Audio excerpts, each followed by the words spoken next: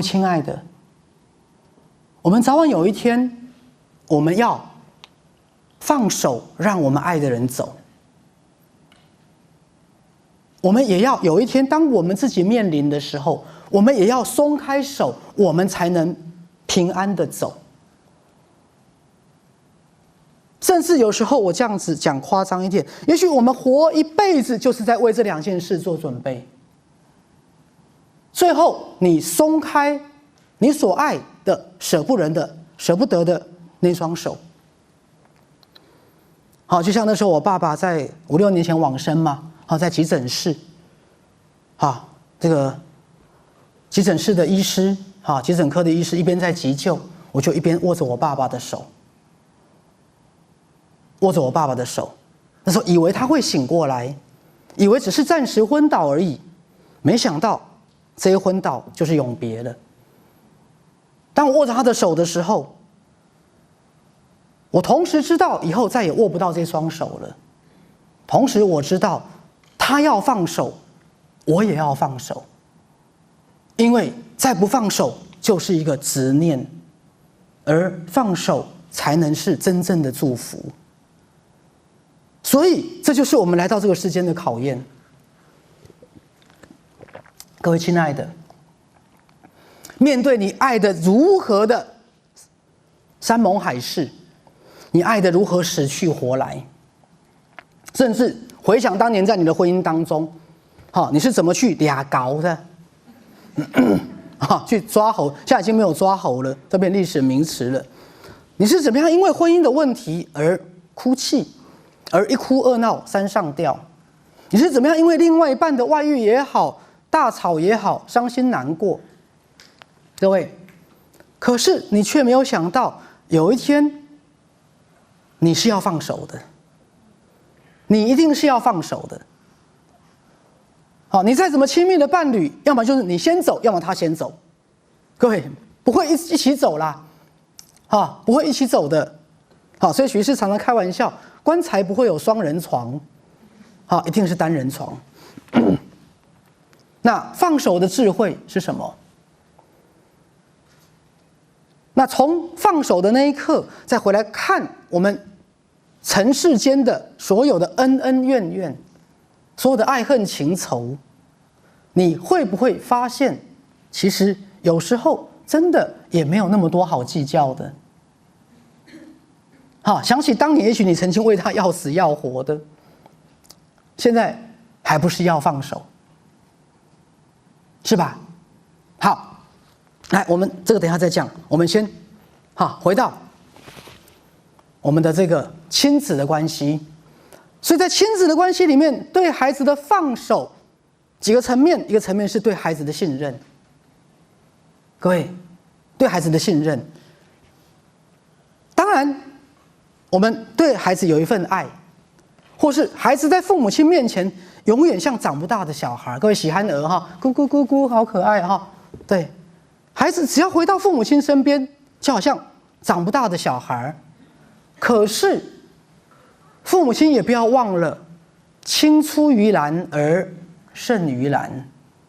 你的孩子已经具有了你所有的基因传承，也继承了你这一辈子所有的功力，那再加上另外的一半的血统，所以你是否应该要从小对你的孩子就要建立比你应该有的更多的信心跟信任？对，好，这就是徐师要讲放手。在放手之前，你是不是要比你所能做到的，给你的孩子更多的信任跟鼓励？来，我知道我们的华人的家庭爱之深责之切，我们华人的家庭现在已经慢慢的改变，但是真的不容易称赞小孩。其实心里欣赏的要死，但是你不会称赞。是啊，好，可是我们回过头来看，有多少的孩子其实很渴望得到父母亲的认可跟称赞？来，徐师说的对不对？对，是啊。来，威廉詹姆士那本书，不是这一本，这本叫《心内革命》，我没有拿错。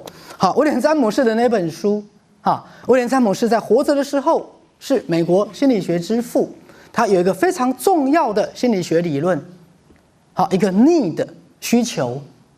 他提到人的心里都有一个渴望被认可、渴望得到称赞的需求。甚至对小朋友来讲，有没有？好，给他一个乖乖，好，给他一个什么好孩子贴纸，有没有？所有的人，包含小朋友，在心理层面都有一个渴望被认可、渴望被称赞、渴望被鼓励的需求。但是，徐师要讲了，在我们的家庭里面，当然我们知道我们父母亲很爱我们，但是在我们的家庭、我们的社会，其实都不够。简单来讲，在座所有的人，你们从小到大得到的称赞、赞美、鼓励、接纳，其实都不够。难怪我们长大这么多人自卑，这么多人在乎别人的看法，对不对？因为你从小到大，你得到的就不够啊。你得到的就不够，我就得到的不够，你怎么会叫我不要在乎别人的看法呢？比如说有时候我跟某些个案讲，我说你就不要那么在乎别人的看法啊，我就没有，我就不够，我怎么会不在乎呢？我从小到大，我要做的没有一样少，要得到的称赞跟鼓励怎么样都没有。对，尤其在我们的成长环境都是这样，没错吧？好，所以如果我这样讲的话，假设各位你要跟你的父母亲抱怨，你要抱怨什么？抱怨我知道你们很爱我，但是你们给我的称赞跟鼓励是不够的，是不够的。好，那他就说那怎么办？当下是威力支点。那怎么个威力支点法？你就跟他说，请跟着我念，这一辈子能够由你们来当我的孩子，真是我此生最大的快乐跟荣幸。各位，你们好，我要站到前面来了。来，在座是父母的，请举手。今天回去说这句话。好，纵使你含泪说，因为明明就不是嘛，明明他就又乖又不乖，又爱玩，又不上班，又啃老族，明明就不是。但是徐氏还是会有点希望你含泪说出这一句话哈啊，这有点讲笑话哈。那今天如果你是父母，我希望你说出这一句话，因为我们真的表达不够多。我很高兴此生当中由你们来当我的孩子。来，我们先不管别的，以佛家来讲，这是缘分吧。人家佛家讲百年修得同船渡，千年修得共枕眠啊，他是你生的，万年，对，那这不就是万万年了吗？吾皇万岁万岁万万岁的概念嘛，那就不是万万年了吗？你们这一辈子有这么大的缘分，全世界70几亿人，他就来挑你，来选你来当他的父母亲，难道他有自虐狂吗？各位，好，所以当你今天身为父母，你对他说出这句话，不管你以前多调皮，花了爸妈多少钱，多忤逆，但是我还是要告诉你，我很高兴这一辈子你们来当我的孩子。好，那如果你的孩子表现得尚可，你要跟他讲，你们不管表现得好不好，你们是父母心目中的骄傲。各位，当你自己是孩子，你听到这一句话，来，你的心情是什么？列考外供，列考外供。好，这里我还是要回到以前有一个叫什么灵异第六感是 Ghost， 就是布鲁斯威利演一部电影，他在辅导那个死掉的亡魂，就辅导到半天，原来他自己就是死掉的人。那个电影有没有？那电影其实还不错，其中有一段各位记得吗？那个小男孩有没有？他不是可以看到鬼吗？然后有一段我跟他妈妈讲，他说因为他妈妈都认为这个小孩子说谎，到处乱动东西，其实是外婆啊。这个孩子就跟他妈妈讲说，妈妈，每次你去外婆的坟墓面前给她献花的时候，你都每年都会问外婆一个问题。那外婆回来跟我说话的时候，我不知道你问了外婆什么问题，但是外婆有告诉我说，答案是每一天。就这个孩子，他看得到外婆，因为外婆已经往生了，他看得到外婆。那外婆回来告诉他说：“你妈妈每年到我的坟墓前面都问我一个问题，那我要你转述给你妈妈听，答案是每一天。”然后这孩子那时候就掉着眼泪问他妈妈：“妈妈，请问你每年到外婆的坟墓前面，你都问外婆哪一句话？”妈妈这时候才知道，原来他真的看得到鬼。妈妈这时候才相信，妈妈就含泪回答，她每年到外婆的坟墓上面去，都会问外婆一句话，就是妈妈，你有以生了我这个女儿为荣吗？你有曾经以你生了这个女儿而为女儿感到骄傲吗？来，外婆的回答是什么？每一天。各位，可是这句话不要死掉之后，借有一个看得到鬼的小孩才来转述啊，那个妈妈就痛哭了。然后这个小男孩还跟妈妈说：“妈妈，你以为在你毕业上台表演跳舞那一次，外婆没有到，后来你就不跟她说话，好几年。因为毕业典礼嘛，那女儿要上台表演，就一直请妈妈要来看嘛。就女儿就认为妈妈没有来，就好几年不跟妈妈说话。结果，他的这个儿子就跟他说：“妈妈，其实外婆有来，她在最后面，你没有看到她。”妈妈这时候又痛哭了，因为她老是觉得她是父母心目中端不出去的那个盘子。各位，我们华人的教育，什么小孝大孝，我不是说很好笑的笑哈，最后是要什么？显扬父母，让父母亲什么有面子，对不对？所以我们所有华人的基因当中，都有一个内在是：如果我能让我的父母亲很有面子，表示什么？对，这也变成我们念书、成就、赚钱的动力，是不是？那这个东西你为什么这么辛苦？为什么？为什么你要挑个好丈夫？为什么？让父母亲什么？安心、放心，而且以你为荣，信不信？可是今天，不管我们是一个小孩，我们是父母亲，我们却那么吝啬称赞我们的孩子。可是我们的孩子可能花了一辈子，是要让父母亲觉得，你有没有以我为荣？你有没有觉得我是你很棒的小孩？为什么我们从来都没有得到？我们这一辈子还这么努力，这么辛苦，大家说对不对？所以我们要不要打屁股？要不要？来跟儿子说，儿子，我以你为荣。握着他的手，来，赶快握手，在旁边再不握，来，建峰自己握。对，各位，好，我们从小到大，我们认真念书，太年轻的时候不敢谈恋爱。对不对？有的人还偷偷去堕胎，有些个案呢，还不敢让父母知道，因为从小到大，我们是多么希望父母亲觉得我们很棒，觉得为我们感到光荣，甚至觉得让父母亲有面子，对不对？可是我们这么辛苦，这么努力，这么奋斗，我们心中，我刚刚讲，始终有一个缺憾。爸啊，母啊，我才打拼。你有看到无？你有欢喜无？你有为我感觉骄傲无？各位了解我学士的意思？爸爸妈妈，你有以我为荣吗？你有因为你们有我这个小孩而觉得很骄傲吗？这是我刚刚讲的威廉·詹姆士，他的心理学理论里面有非常一个重要的理论是，所有的人都渴望得到被称赞、被鼓励，包括我刚刚讲，很多人说在乎别人的眼光、爱比较，因为你被鼓励、称赞的不够啊。我们怎么会有那么多的羡慕、嫉妒、恨？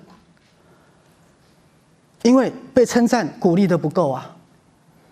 好，所以今天不管各位你们在场的是身为父母的，是身为孩子的，我希望你们去进行这个过程，然后不要讲我们最喜欢说啊，心里知道就好了啊。我们最喜欢说这句话啊，心里知道就好啊。可是我老实告诉各位，到有一天你真的往生的时候，你就会很后悔你为什么没有说出来。真的，我们很喜欢说心里知道就好，可是那一份爱始终没有好好的表达，是吧？好，所以回到刚讲，所有的孩子与父母之间，你必须进行这样的一个能量交流，然后我们再回到放手是最好的祝福。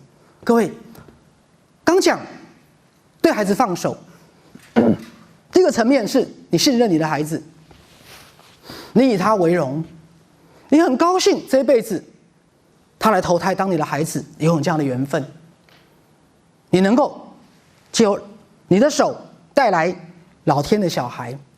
好，赛斯心法的概念是，所有的孩子是借父母的手，但是是老天的小孩，老天的小孩。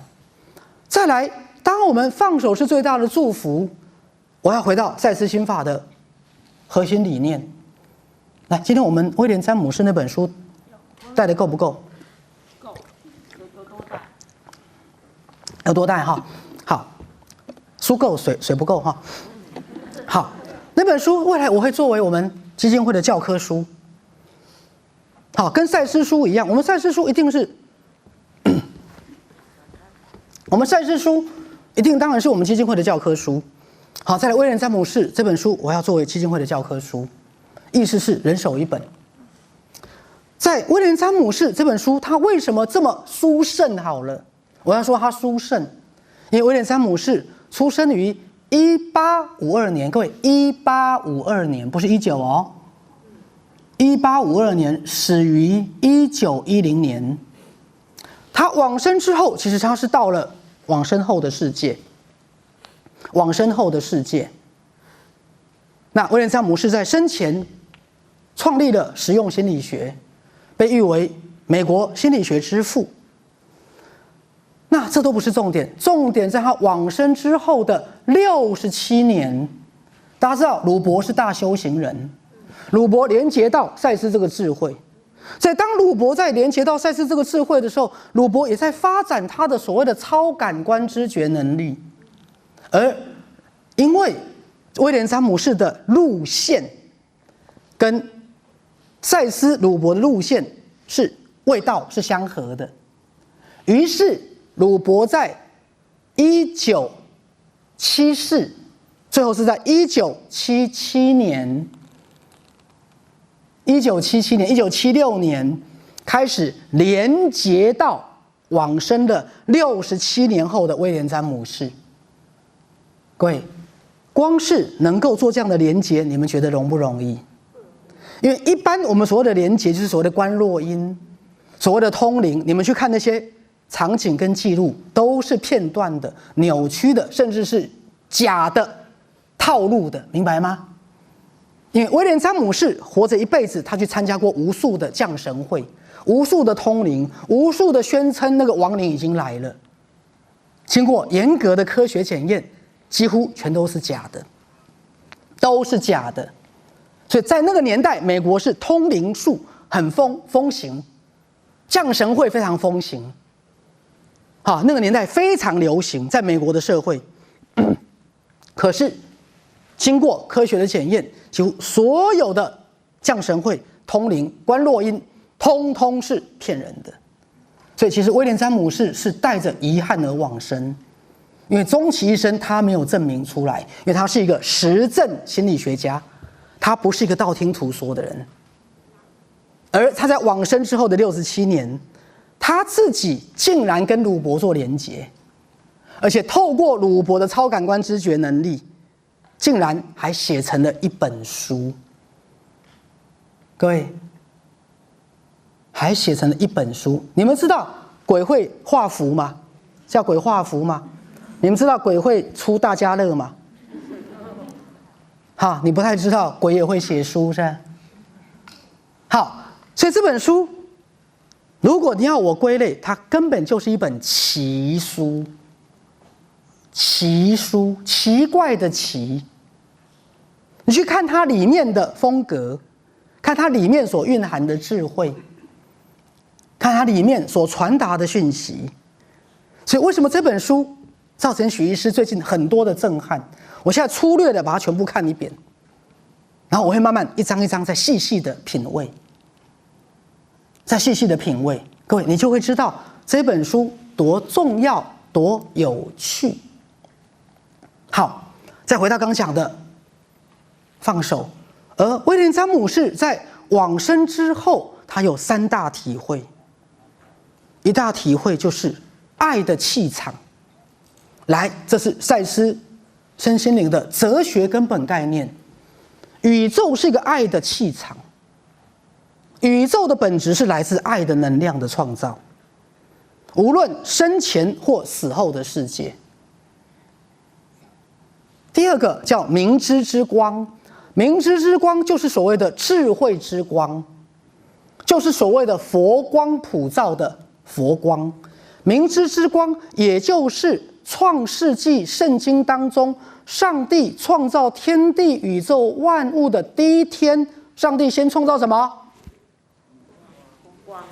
光。上帝先创造光，一个无处不在的光。来，各位，是因为有这个光，才有了我们物质实相的太阳光。你不要以为我们的太阳光是唯一的光，太阳光只是内在的宇宙的光，借由太阳的物理形式、太阳的物理法则所散发到地球的一种叫做太阳光，还有我们顶上的这些灯光。这是人类的智慧、人类的科学所发明的灯光。但是所有的光都是来自内在宇宙的光，各位，所以往生后的世界没有你物质实相的日出跟日落，可是它有一个无处不在的演变成世间万物的所有一切的光背后的源头的光，而那个光是带着爱，带着温暖。带着爱，带着温暖。好，第3个叫神圣心理学。好，就是赛斯心法讲的，每个人的本我，每个人的内我，就是爱、智慧、慈悲、创造力、喜悦跟神通，有别于科学理论背后的混沌跟虚无，有别于弗洛伊德心理学派的背后人类的伊底帕斯情结，人类的歇斯底里。人类潜意识的混乱跟暴力倾向，那只是一个扭曲跟过渡阶段。整个赛斯学派的心理学强调的就是人性跟宇宙本质上的善。各位记得本质上的善。所以当我们说我们要放手的时候，其实是建立在深厚的对宇宙的一种善意的认识跟信任的基础上面。各位，如果我讲句实话，今天这个世界充满邪恶，到处是病毒，到处是犯罪，来，你要放什么手？我是告诉各位，不要放手，还是留在身边最安全啦。就像我一个个案跟我说的，他说：“许医师，你不觉得世界很乱吗？”我说：“好像有些人实相是很乱的。”这个案就说：“我家还算有钱，所以我家的院子比我小孩要上的幼儿园的院子大，所以我不打算让他上幼儿园。”那我说：“你打算怎样？”他说：“他打算孩子一辈子留在身边，反正我家也够有钱，他也不一定要去社会工作，反正我家也够大，要盖篮球场，甚至盖个足球场也都可以。”那他就反问我：“许医师，你不觉得这个世界很危险吗？很危险，我可以放手吗？与其我放手让这个孩子到这个世界上去被谋杀、被撞死、被病毒感染死掉，我还不如把他留在家里。”来，某部分你不能说他的这个逻辑完全是错的，对不对？这个世间哪家危险啊，放得出去不是？各位，放生是功德，问题是放生下去，它有生路吗？所以国内不是很多宗教放生团体吗？后来人家说那不是放生，是放死啊。对啊，因为你把所有的淡水鱼都放到海里面去啊，把所有海里面的鱼都放到淡水里面，那不叫放生，叫放死啊。好，然后之前有不是更扯的，好，放生毒蛇嘛。好，然后就有一个那个后来环保人员还是那个民众就发现那个他们在放生毒蛇，然后就质问那个放生的那个啊。比丘尼就不好意思说了，放生的那个修行人哈，然后那个修行人就说：“哦，没有的，我们这个毒蛇都是念过阿弥陀佛的，它不咬人的。”啊，那个民众就很可爱哦，啊，不然你把手伸到袋子里面试试看啊，没有，这个没有要伸的，哦，没有啊，对，很好笑哈，各位，我们提到放生，当然闹出很多笑话。但是徐师刚要讲的意思是说，如果这个世界那么危险，你真的放心把孩子交给这个世界吗？好，那各位，那请问你们又是怎么走到今天的？有没有发现你们又是怎么走到今天的？来，徐师要说的意思是，我不否认这个世界有些地方是危险的，是有谋杀的，是有死亡的，是有车祸的。可是讲句最真实的，我能因为这样子就把孩子当只金丝雀关在家里吗？当然还不到年纪，没有到法定年纪不让他骑机车 OK， 好，没有到法定年纪不让他去做危险的事，不在外面过夜 OK。可是我们也常常因为过于恐惧而把孩子留在身边过度保护。那我不能指责你，我只会说，如果你是这样的话，那请问你的孩子将来面对这个社会，他不是更没有自我保护能力吗？各位，他一旦有一天真的你无能为力放生的，那才叫做真正的残忍，不是吗？如果你从小就培养他的能力，面对这个世界，面对危险，他起码还会自我保护嘛。那从小你都帮他保护得很好，那有一天当他离开了舒适圈，各位，他不就死定了吗？所以有时候我们出于爱，反而害了孩子，对不对？这时候就要说阿弥陀佛，放生是功德。好，所以我们对孩子也要学习如何什么放手。放手的意思是你送出一份祝福的能量，甚至你知道你对这个孩子的祝福能量会永远跟在他的身边，甚至你知道你对他的这份祝福跟爱不会随着甚至有一天你往生了而消失。好，这就是在世心法的能量观。能量观就是各位，你身上不管带着有没有带着你的爸爸妈妈为你求到的护身符，你身上始终带着所有爱你的人、关心你的人，而在你身上、在你周遭，在护持着你，在给你爱、给你祝福的能量。所以各位，你不要以为一个人就是一个人，不是的。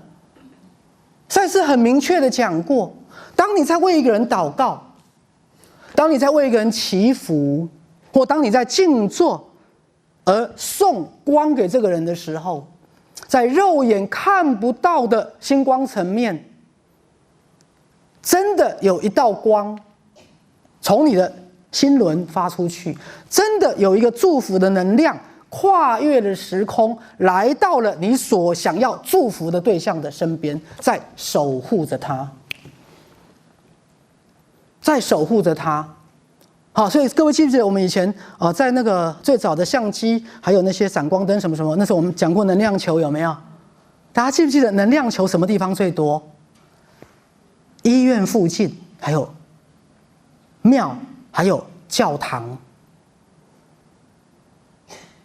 医院附近、庙还有教堂，甚至有时候是灾难现场。灾难的现场，那有些人就说因为灾难的现场有高灵、有天使、有佛菩萨要来接引，这是一个说法。常常出现能量球，黄金球，golden ball 黄金球最多的地方是哪里？寺庙、教堂，还有医院，还有另外一个地方非常有趣，儿童乐园。儿童乐园，来，我跟大家解释为什么教堂、寺庙最多，医院最多。因为进教堂、进寺庙的人去干嘛？你们进庙干嘛？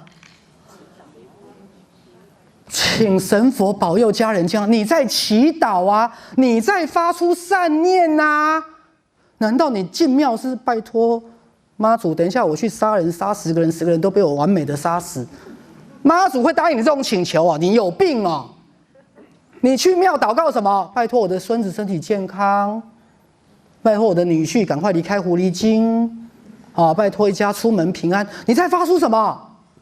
善念。你发出善念，你才敢走进教堂啊。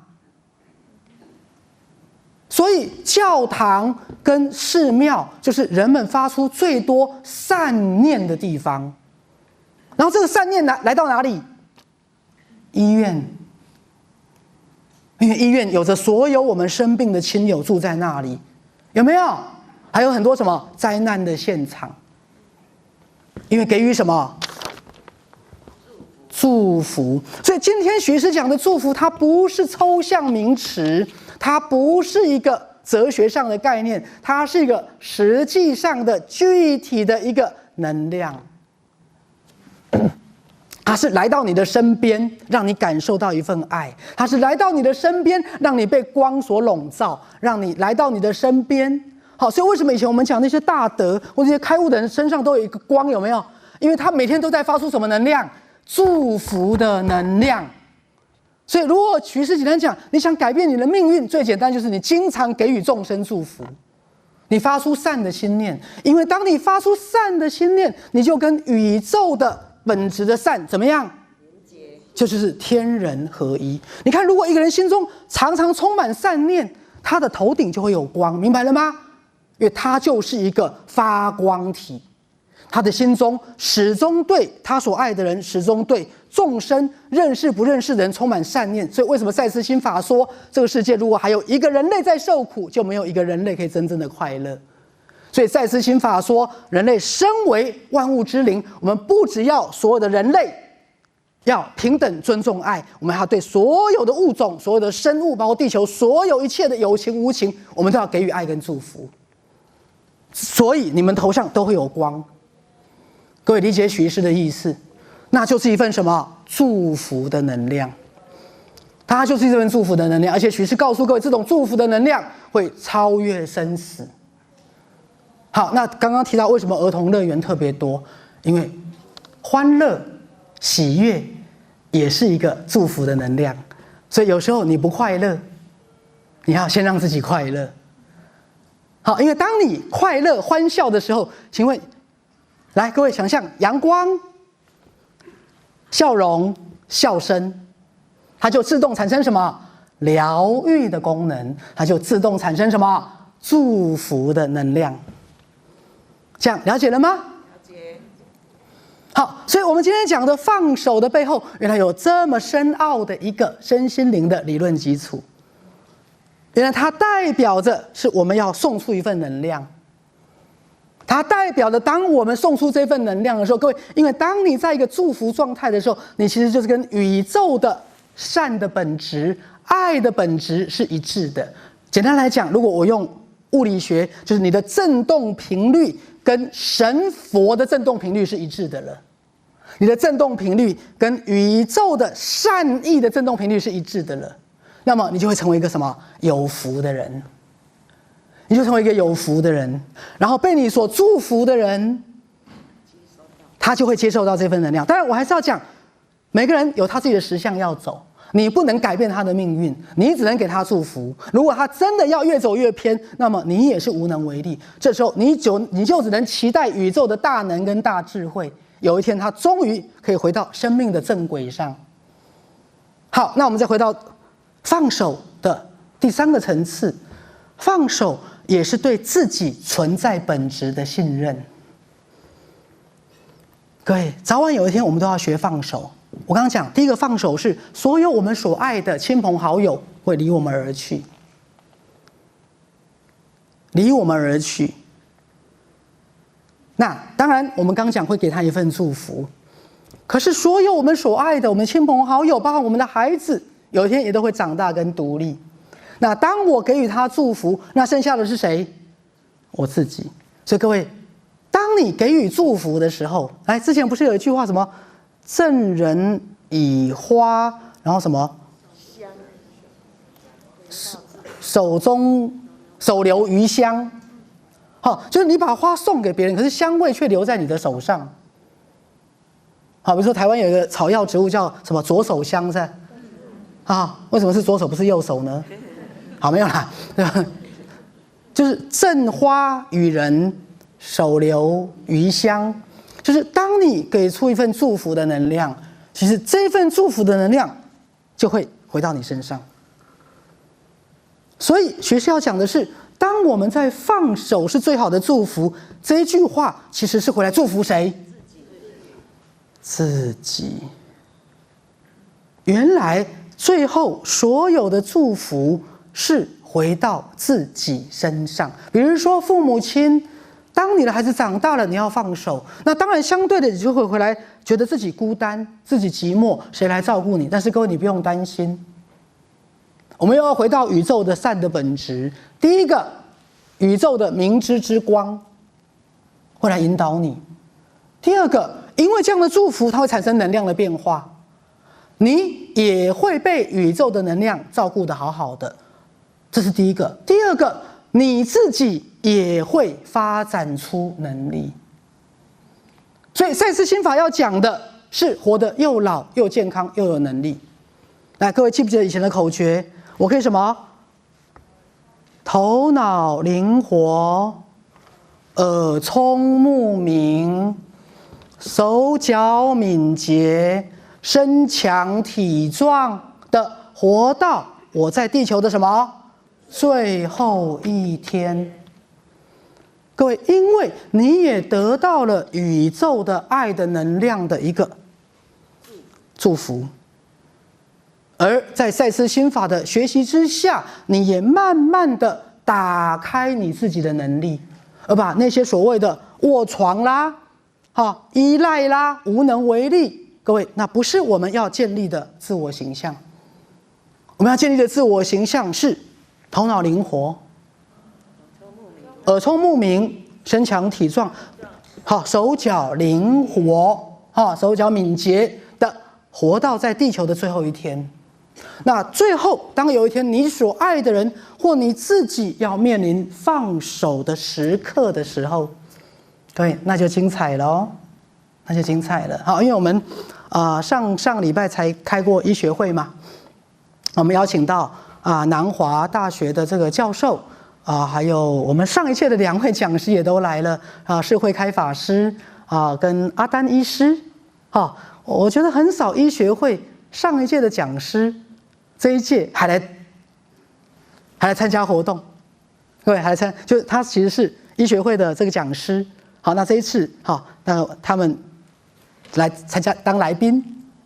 好，那在这个医学会里面，来学士要讲一个很重要的关键。那天我提到，其实真正的转世不在于往生才能转世。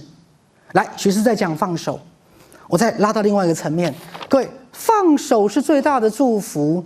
另外一个，它可以是一个修行。你们有没有放下种种过去的执着？有。你们有没有放下种种过去的框架？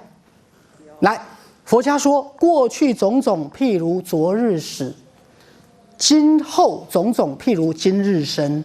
所以，来，许医师以修行的角度来跟各位说，你今天就可以转世。你今天就可以转世，不用等到你今天这一世的肉体结束，你才能重新再投胎转世，不对，各位不对。